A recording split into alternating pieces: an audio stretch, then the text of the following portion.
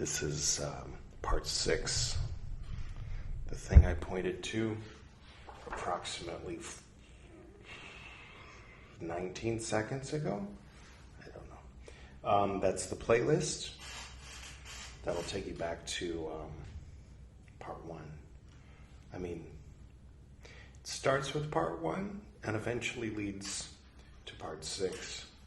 And perhaps beyond, unless this is the last episode in the series.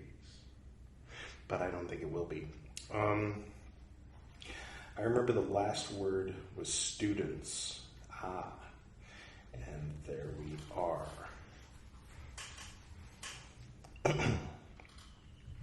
The entries in the black books that immediately follow take up the task of the confrontation with his I, and that's the letter I, not E-Y-E, I in quotes. I is always in quotes. Not to toot my own horn, but in 1999 I went through a phase where I always put I in quotes. And I wasn't aware that anybody else had ever done that before. Anyway, me and I in quotes. It was in a poem. It was like a long, rambling poem. If I remember it, I'll tell you. Okay. How's everybody doing, by the way? There's a thing that I recommend. It's here. Better than this. Probably. Maybe. Okay. Confrontation with his I, of learning how to live with himself. In May, he attempted to reconnect with his soul. I'm just going to keep reading as if all of this is making sense. Seeking further counsel as to how to proceed. Unless he means his anima, the woman voice that told him it was art. Maybe that's what he means. All right. In June and July 1914, I'm reconnecting with my I, and I'm trying to contact my soul. I mean, he said he was confused, so I get it.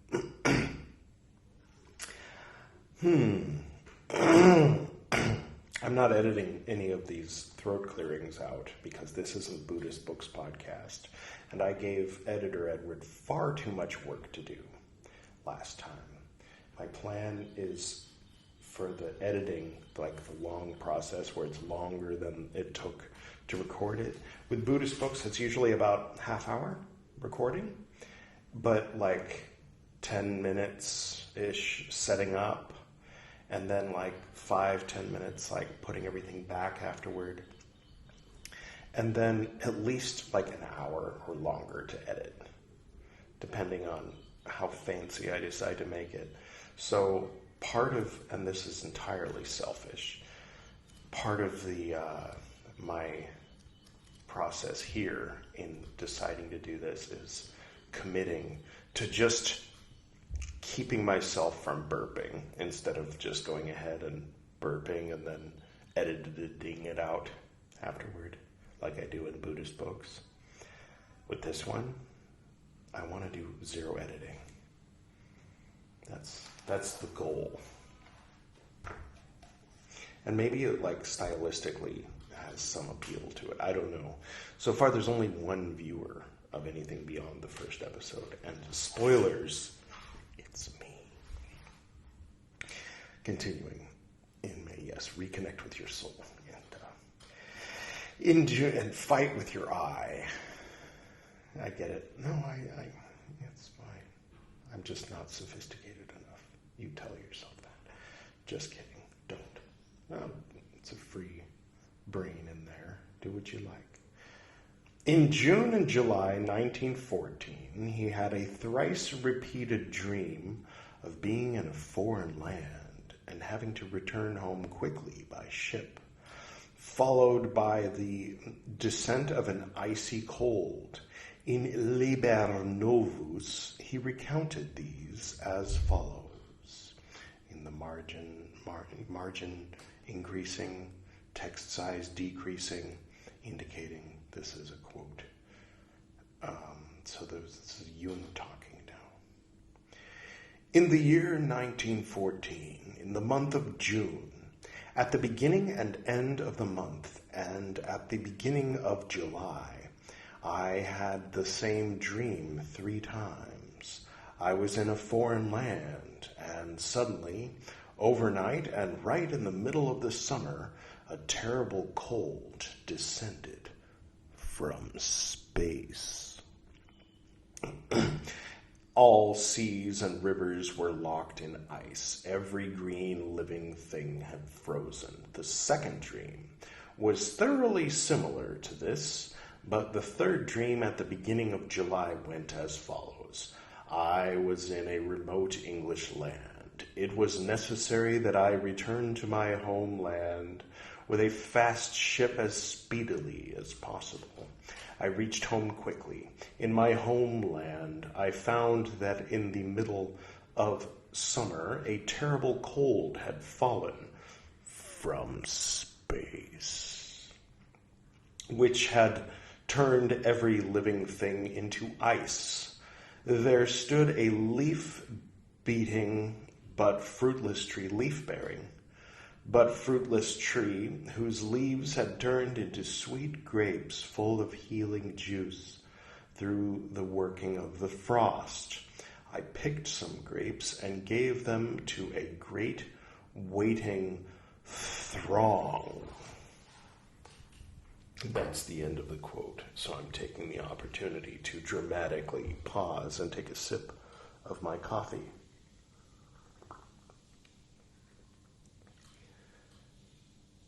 Don't you hate it when people slurp their drink or munch on shit in videos? I mean, I know that some people get off on it, I guess. There's whole channels where people whisper and chew into their microphone and stuff. I mean, it takes different strokes, right? Different strokes for different folks. Is misophonia something that's conditioned by upbringing, or are people born with that? Because I know that my mom and my sister have it. My sister's alive. My mom has passed away, but anyway. So tenses, present tense and past tense as well. But my dad, I don't think he did. At least not when it comes to chewing. When it came to that high-pitched sound that the TV makes, that's not really repetitive, so I don't think it counts as misophonia. But, yeah.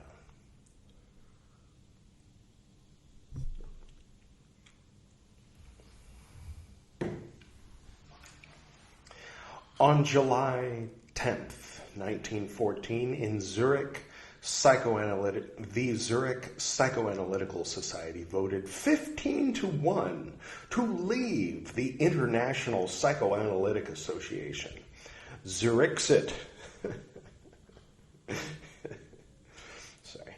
The reason given in the minutes for the secession was that Freud had established an orthodoxy that impeded free and independent research.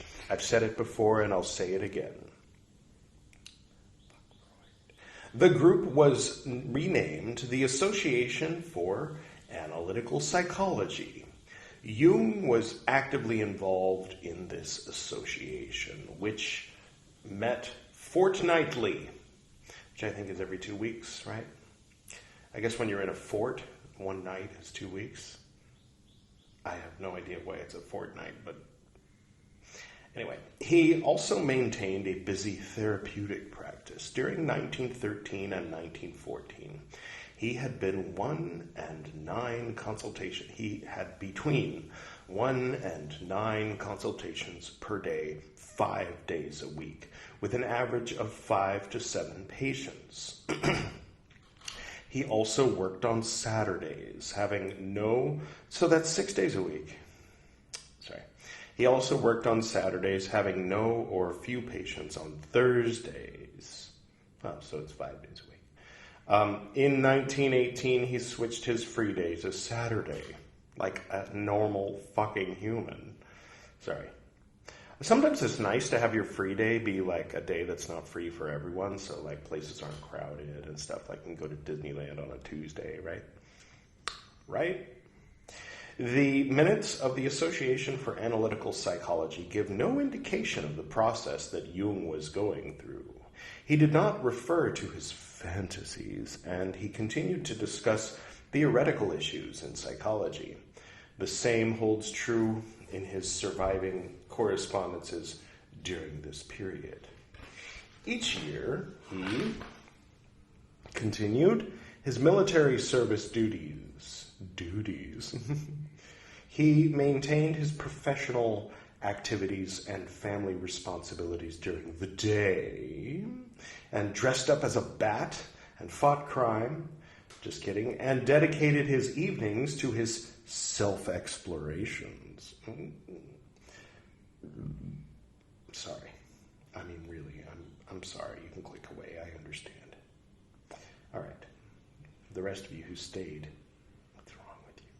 Just kidding. Indications are that this partition of activities continued during the next few years. In Memories, which is in italics, indicating that maybe it's the title of something, Jung recalled, yes, that during this period... Oh, right, okay.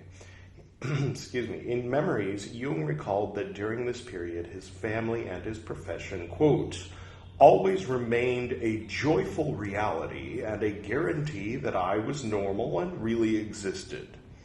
End quote. Yeah, I mean, for better or worse, it's good to have those reminders. In July 1914, Jung was in England to present some lectures. The question of different ways of interpreting fantasies, such as Jung's own, was the subject of a talk he presented on July 24 before the Psychomedical Society in London. Quote, on psychological understanding, end quote. Period. New sentence. Sentence all by itself. London has a period after it. Then, quote, on psychological understanding, period, end quote. He contrasted Freud's analytic reductive method based on causality and the constructive method of the Zurich school. The shortcoming of the former was that through tracing things back to antecedent elements, only half of the picture was dealt with, and the living meaning of phenomena could not be grasped. Attempting to understand Goethe's Faust using Freud's method would be like trying to understand a Gothic cathedral through its mineralogical aspect. Right. Yeah. The meaning, quote, only lives when we experience it in and through ourselves, end quote, inasmuch as life was essentially new. It could not be understood merely retrospectively. Hence, it was useful to look at, quote, how out of this present psyche a bridge can be built into its own future, end quote. Jung called this the constructive standpoint. This paper can be read both as Jung's rationale, for not embarking on a causal and retrospective analysis of his fantasies, and as a caution to those who might be tempted to do so. Presented as a critique and reformulation of psychoanalysis, Jung's new mode of interpretation linked back to the symbolic method of Swedenborg's spiritual hermeneutics. I like that word because it reminds me of Hermanubis. On July 28th, Jung gave a talk on, quote, the importance of the unconscious in psychopathology at a meeting of the British Medical Association in Aberdeen, period. He argued that in cases of neurosis and psychosis, the unconscious attempted to compensate the one-sided conscious attitude. Oh, maybe they'll explain that? It's ironic that it's like far easier to understand the ancient Buddhist scriptures at times. Talking about the I, I'm fighting with my I and trying to reconnect with my soul. It's like, whee! And then reading these books, it's the nun sat on a fancy couch and Lord Buddha said, don't sit on fancy couches unless you cut the legs off first, because you're a nun. I'm like, okay. I understood that. That made sense. I mean, I don't know if I would act like that if I were leading a group of people. But ascetics in 6th century BC Bihar, probably. I don't know, maybe I would have been more like the Ajivika guy. I forget his name. Editor Edward, don't look that up because I'm not giving you more work to do. All right. Yes, the unbalanced individual defends himself against this, and the opposites become more polarized. The corrective impulses that present themselves in the language of the unconscious should herald the beginning of a healing process, but the form in which they break through makes them unacceptable to consciousness. Wow. Yeah, that's interesting. I remember I used to make reference to people who are so rebellious they rebel against common sense. That surely there are aspects of mainstream religion, for instance, that should be outright rejected. But there are other aspects that perhaps shouldn't. Thou shalt not commit adultery, could be seen as a religious, patriarchal, arcane thing. But I mean, if you went through the ceremony and you made the promise, it's a good one to uphold. It's not, throw out Moses and therefore throw out all 10 commandments. It's a good idea to take one day off every week, at least. I mean, 2 is nice. 3 is even nicer. And let me tell you, 7 is so nice that after 5 years, you don't know what to do with yourself, and you start recording yourself reciting fucking... One sec.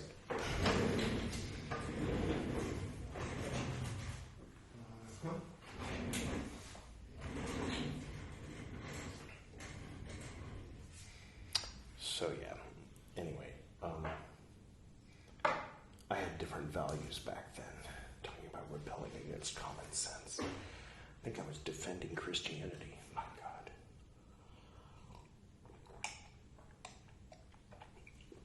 I've gone back and forth with that. I mean, my grandma was like, always keep Jesus in your heart. And I found this sort of loophole. See? Can you see it?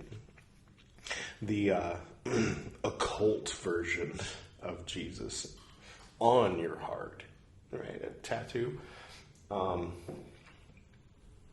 my dad always, he made fun, yeah. I think when you do voices, once you cross the line into sin, where do you draw the line? I mean, he was imitating actual people and actually what they said, but I think he was exaggerating the southern accent.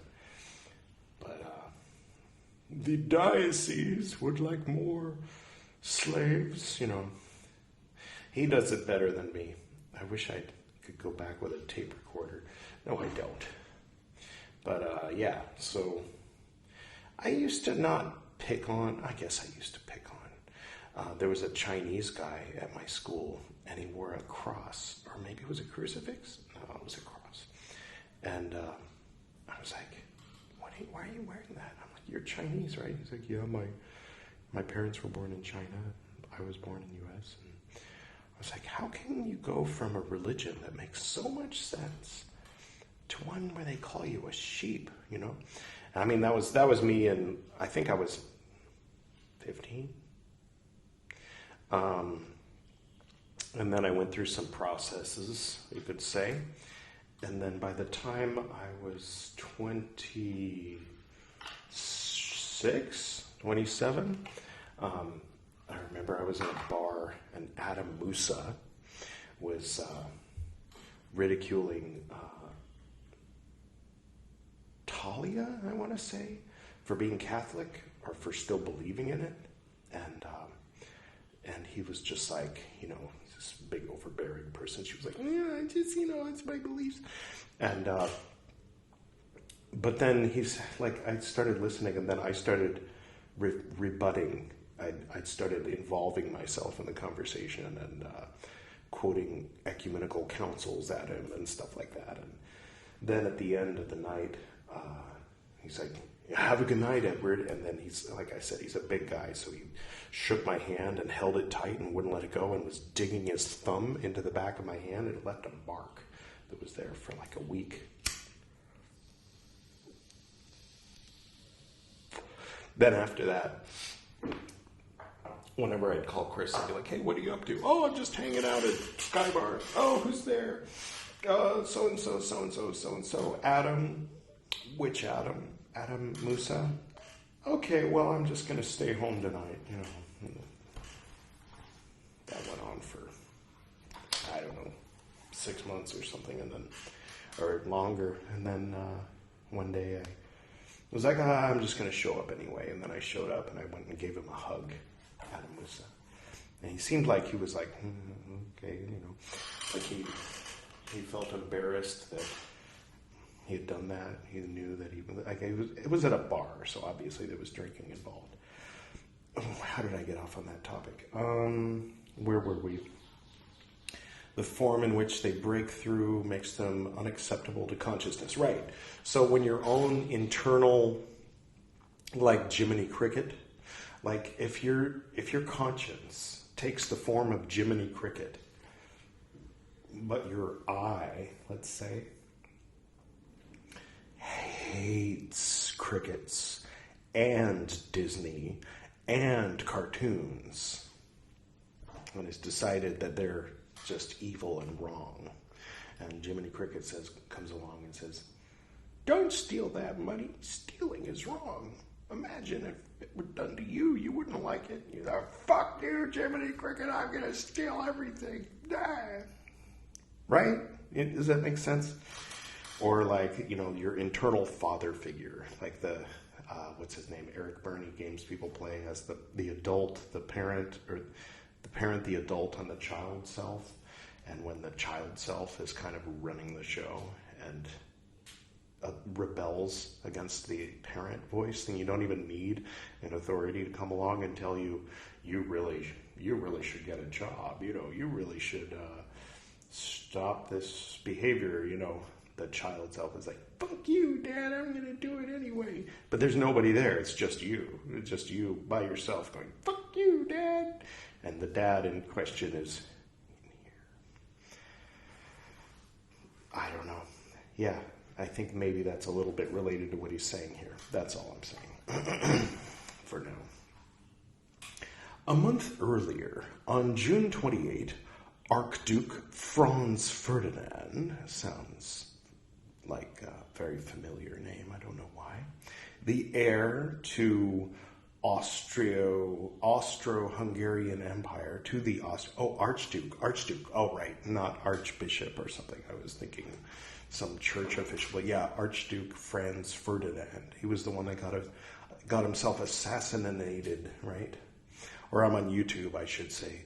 He got himself forcibly unalived by a young Serbian gentleman.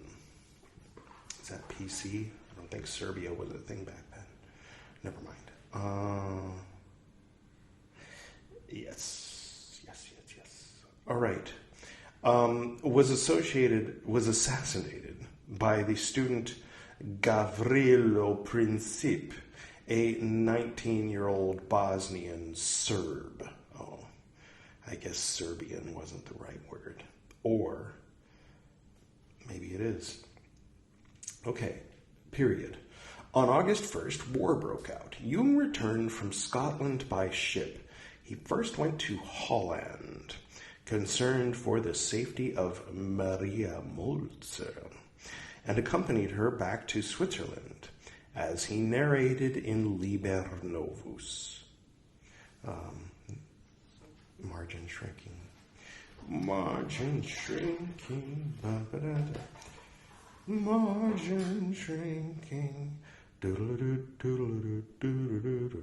that how that song goes? In reality, now, it was so. At the time when the Great War broke out between the peoples of Europe, I found myself in Scotland, compelled by the war to choose the fastest ship and the shortest route home. I encountered the colossal cold that froze everything. I met up with the flood, the sea of blood, and found my barren tree whose leaves the frost had transformed into a remedy. And I plucked the ripe fruit and gave it to you, and I do not know what I poured out for you, what bittersweet, intoxicating drink which left on your tongues an aftertaste of blood. Years later, he told Maria Eliade, as a psychiatrist, I became worried, wondering if I was not on the way to doing a schizophrenia. End quote. As we said in the language of those days, back in 1914, I guess that's what you would say. Good to know. I'm going to bring it back. It's about time. 4 dots. I was just preparing a lecture on schizophrenia to be delivered at a congress in Aberdeen, and I kept saying to myself, quote, I'll be speaking of myself. Very likely I'll go mad after reading out this paper, end quote. The congress was to take place in July 1914. Exactly the same period when I saw myself in my 3 dreams voyaging on the southern seas. On July 31st, immediately after my lecture, I learned from the newspapers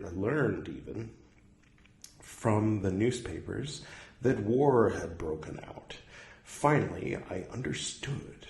And when honestly, I've had, I'm not poo-pooing this. Dreams are something else. They can be. Yes. On July 31st, immediately after my lecture, okay, I read that. Finally, I understood, yes. And when I disembarked in Holland on the next day, nobody was happier than I. Now I was sure that no schizophrenia was threatening me. I understood that my dreams and my visions came to me from the subsoil of the collective unconscious. Ooh, the subsoil. Ooh, I've been saying collective unconscious my whole life, but I've just added a phrase at the beginning to that. The subsoil. It came from the subsoil of the collective unconscious. Nice. 4.5 stars. Whew, good stuff. Jung thought that his fantasy had depicted what would happen not to himself, but to Europe. Yeah, that was pretty bad. That it was a precognition of a collective event, what he would later call a, quote, big, end quote, dream. After this realization, he attempted... Someone said that to me once. He attempted to see whether and to what extent this was true of the other fantasies that he experienced, and to understand the meaning of this correspondence between his private fantasies and public events. He took the outbreak of the war as a sign that his fear of going mad was misplaced. It was no exaggeration to say that war had been declared. Liber Novus would in all likelihood not have been compiled. In 1954, while discussing active imagination, Jung said that, quote, "The reason why the involvement looks very much like a psychosis is that the patient is integrating the same fantasy material to which the insane person falls victim because he cannot integrate it, but is swallowed up in it." Yeah. I personally am grateful that for the most part, I would fall on the side of not having or remembering this type of fantasy. I find myself, when I'm seeing things, usually when I'm awake anyway, it's as if I'm visualizing or drawing, expressing, creating. Sometimes I express in the form of, okay, there's some mountains over there, there's a road, there's a mailbox, there's some guy there talking. What's he saying? Wow, why does he look like that? I'm so confused. See, I'm doing that, like it's not like, or at least that's how I'm receiving it. So that acts as kind of a barrier, I think, to a lot of these sorts of problems. For the most part, there's a couple times in my life that I've gotten too swept up in one of my own created fantasies.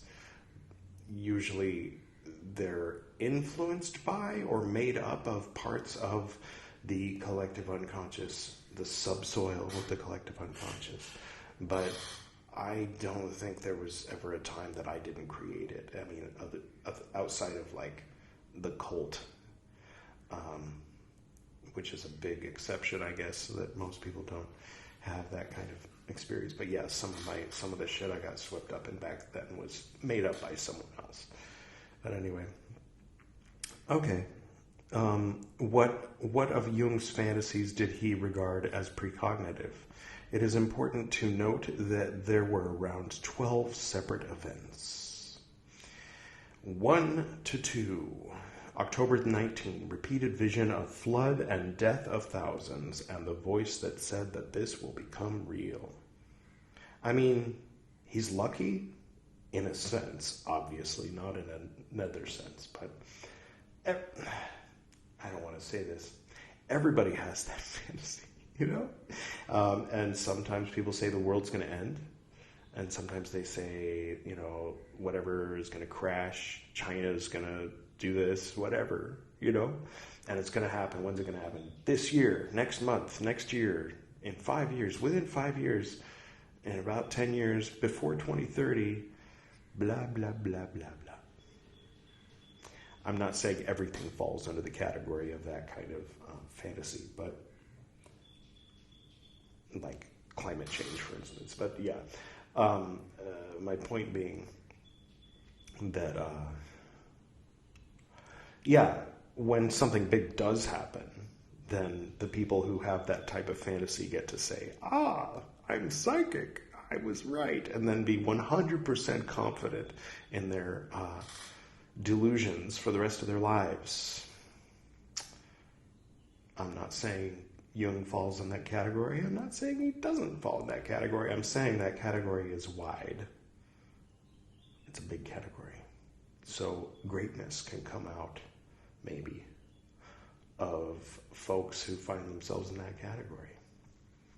There was a group of people, a lot of people were doing all kinds of funky stuff back then, but there was a group of people, Light Bearers of Darkness. I haven't read it, but my understanding of it is it was a temple, a Golden Dawn style temple that was operating in Falcon's lineage.